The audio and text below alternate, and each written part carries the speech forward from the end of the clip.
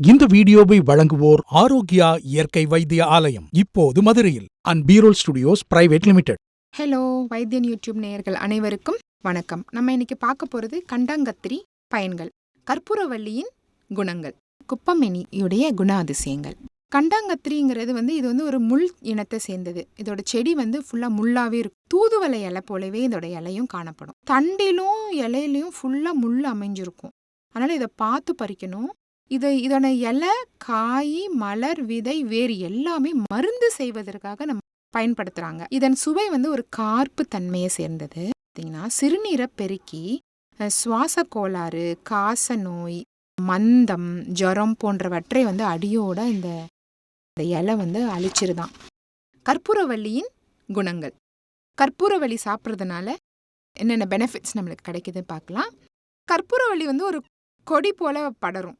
எல்லார் வீட்லேயுமே பார்த்தீங்கன்னா முக்கால்வாசி கற்பூரவள்ளி இலையை வச்சுருப்பாங்க. ஏன்னா அது நல்ல வாசம் கொடுக்கும் தன்மையுடையது.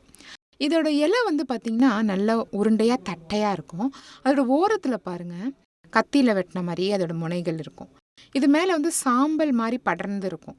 இதோட இலையை நம்ம சும்மா பறித்து கசக்கினாலே அந்த கற்பூர வாசனை அவ்வளோ மனம் வீசும். குழந்தைங்களுக்கு ஏற்படும் செங்குராந்தத்துக்கு இந்த இலையை நல்லா பிழிஞ்சி சாறு எடுத்து அதில் குண்டுமணி இலையோட சாரும் வெங்காயத்தோட சாரையும் சேர்த்து கலக்கி காலையிலையும் மாலையிலையும் கொடுத்துட்டே வந்தோம்னா அது பரிபூர்ணமாக குணமாயிடும்.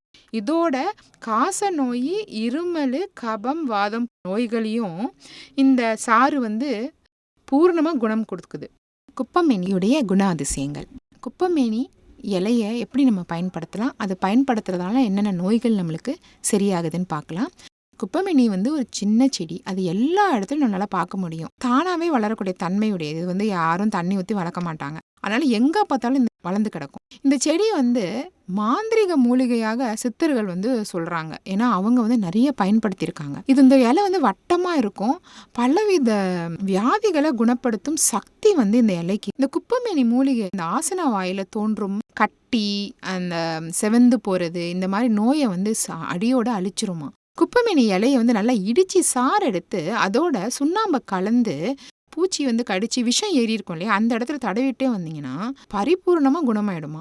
குப்பமேனி சாரோட முக்கரணை சாறு, முடக்கத்தான் சாறு இதெல்லாம் சேர்த்து ஆமணக்கெண்ணெயில சேர்த்து நல்லா காய்ச்சி வடிகட்டி காலையிலையும் மாலையிலையும் ஒரு ஸ்பூன் குடிச்சிட்டே வந்தோம்னா மாந்த வலிப்பு அடியோட அழிஞ்சிருமா. குப்பமேனியோட வேரை நல்லா கழுவி காய வச்சு நல்லா தண்ணியில் போட்டு அதை நல்லா சுண்ட காய்ச்சி எடுத்துட்டு அந்த நீரை குடிச்சிட்டே வந்தோம்னா வயிற்றுல உள்ள பூச்சிகள், புழுக்கள் அடியோட இறந்து போயிட்டு அது வெளியில் குப்பமேனி இலையோட மஞ்சளையும் உப்பையும் சேர்த்து அரைச்சி நம்மளோட ஸ்கின்ல நல்லா பூசிட்டு நல்லா வெந்நீரில் குளிச்சுட்டு வந்தோம்னா சரங்கு அடியோட அழிஞ்சிருமா.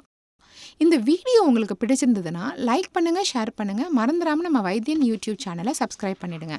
அப்படியே அந்த பெல் ஐக்கானையும் கிளிக் பண்ணி வச்சுக்கிட்டிங்கன்னா நாங்கள் அனுப்புகிற ஒரு வீடியோவும் உங்களை சேரும்.